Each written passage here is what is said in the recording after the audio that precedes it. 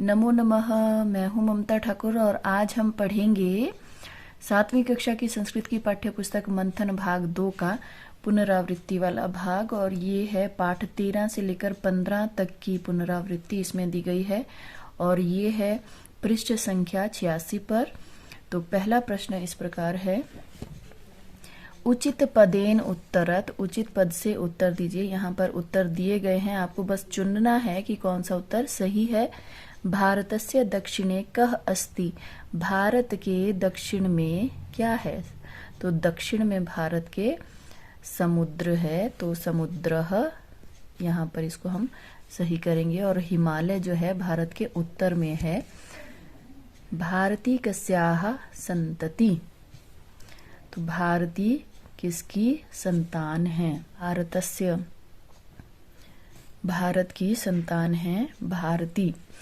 जननी जन्मभूमि ही कस्मात् गरीयसी। जननी यानी कि माता और जन्मभूमि किससे श्रेष्ठ है? तो उत्तर होगा स्वर्गात। स्वर्ग से भी, अर्थात माता और जन्मभूमि स्वर्ग से भी श्रेष्ठ है। रंगोत्सवः किं भवति। रंगों का उत्सव क्या होता है? तो उत्तर है होली। होली जो है रंगों का त्योहार है। वृक्षेषु के उद्भवन्ति। वृक्षों पर क्या शोभा देते हैं? तो उत्तर होगा नव पल्लवाः। च पुष्पेषु के गुंजन्ति। फूलों पर कौन गुंजार करते हैं? तो भ्रमराः। भंवरे। सर्वे कदा शिष्टाः भवन्ति। सभी कब शिष्ट होते हैं? जब दूसरों को उपदेश देना होता है तब वो सभी शिष्ट बनते हैं। शिष्ट अर्थात सभ्य। मूर्खाणाम क्रोधः कथम न शांतये। मूर्खों का क्रोध कैसे शांत नहीं होता? उपदेश देने से। मूर्खों का क्रोध जो है उपदेश देने से शांत नहीं होता। रिक्त स्थान की पूर्ति कीजिए। परोक्षे कार्यहंतारम प्रत्यक्षे प्रियवादिनं वर्जयेत तादृशं मित्रं विष्कुंभं पयोमुखम्। भूमेः गरीयसी माता स्वर्गात् उच्चतरः पिता जननी जन्मभूमिश्च स्वर्गादपि गरीयसी। और इनकी हिंदी व्याख्या देखने के लिए आप मेरे चैनल पर ही पाठ का नाम डालिए तो इसकी हिंदी व्याख्या आपको मिल जाएगी। यस्यार्थः तस्य मित्राणि। यस्यार्थः तस्य बांधवाः। जिसके पास धन है उसी के मित्र होते हैं और जिसके पास धन है उसी के बांधव यानी के रिश्तेदार होते हैं। यस्यार्थः जिसके पास धन है वही मनुष्य समझा जाता है और वही विद्वान समझा जाता है। आगे है संधि विच्छेद कीजिए। इनका संधि विच्छेद आपको करना है। तो यहाँ पर शब्द दिया गया है यस्यार्थः, तो इसे हम लिखेंगे यस्य और यहाँ पर आएगा अर्थः। नास्ति न अस्ति। स्वर्गादपि स्वर्गात् अपि। आप स्वर्गाद भी करोगे तो भी गलत नहीं होगा। स्वर्गात अपि। भारतस्यास्य भारतस्य और यहाँ पर होगा अस्य। एतदर्थम एतद अर्थम। जन्मभूमिश्च जन्म भूमि ही च। आगे प्रश्न 4 है। प्रश्न निर्माण कीजिए। आपको यहाँ पर प्रश्न बनाना है। जो यहाँ पर रेखांकित पद दिए गए हैं इनके आधार पर आपको प्रश्न बनाना है। प्रश्न निर्माण में हमें जिस विभक्ति और जिस वचन में यहाँ पर रेखांकित पद दिया जाता है उसी विभक्ति उसी वचन में आपको प्रश्न निर्माण के लिए किम शब्द का प्रयोग करना होता है। और साथ में ये भी ध्यान रखना होता है कि ये जो शब्द दिया है ये पुल्लिंग है, स्त्रीलिंग है या नपुंसक लिंग है। तो उसी लिंग में जो है किम शब्द का आप लोग प्रयोग कीजिए। जैसे वसंत ऋतु ऋतुराज कथ्यते, तो वसंत ऋतु की जगह हम करेंगे कह। कह ऋतु राजः कथ्यते। कह ऋतुराजः कथ्यते।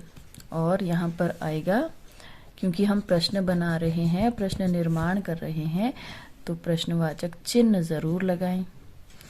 उसके बाद है लतासु पुष्पाणि विकसंती, तो लतासु के स्थान पर हो जाएगा केशु पुष्पाणि विकसंती। मुझे कमेंट करके जरूर बताइएगा कि लतासु का मैंने केशु किया तो ये कौन सी विभक्ति में लतासु बनता है।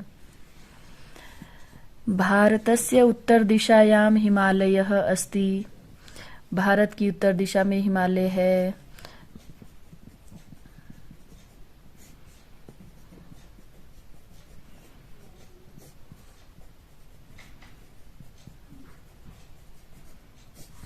भारतस्य कस्मिन् दिशायां हिमालयः अस्ति, और प्रश्नवाचक चिन्ह।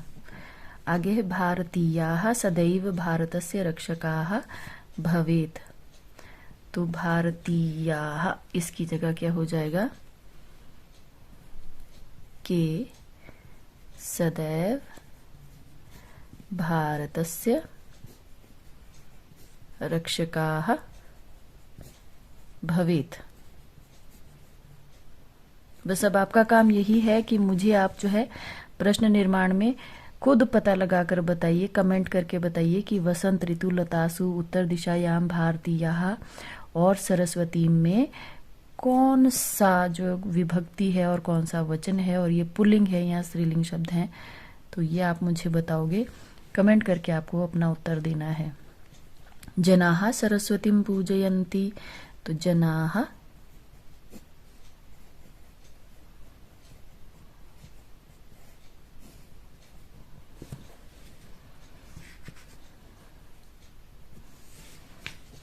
इसके बाद है संस्कृत भाषा में अनुवाद कीजिए।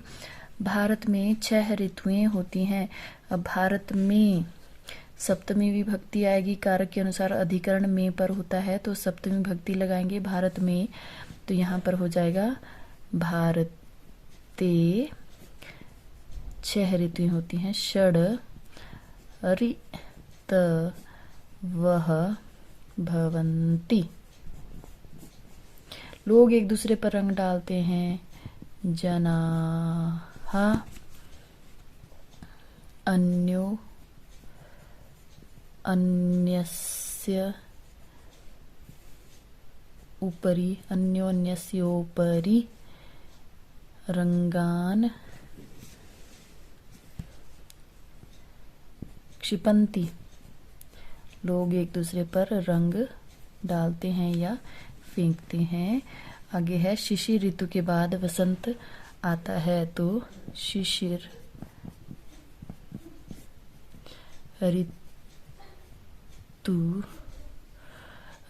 ऋतु अनंतरम भी लिख सकते हैं और पश्चात भी लिख सकते हैं। तो शिशिर ऋतु, मैं तो पश्चात लिख रही हूं, आप अनंतरम, जैसे अनंतरम कैसे लिखेंगे, अनंतरम, आप ये भी लिख सकते हो शिशिर ऋतु अनंतरम। अनंतरम का मतलब भी के बाद होता है, तो मैं लिख रही हूँ शिशिर ऋतु पश्चात, तो शिशिर ऋतु पश्चात वसंत आगच्छति, वसंत आगच्छति।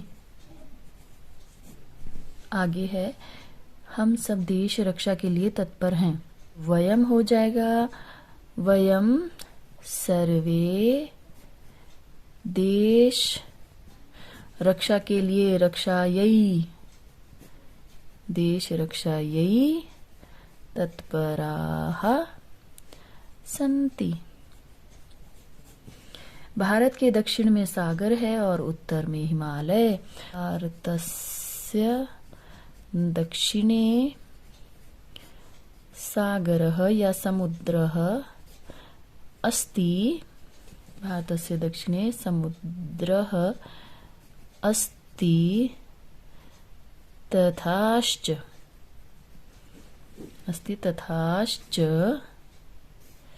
उत्तर में हिमालय, तो उत्तरे हिमालयः। अब आप इतना ही लिखें तो भी ठीक है, और आप अस्ति भी लिख दें तो भी ठीक है। अस्ति का अर्थ होता है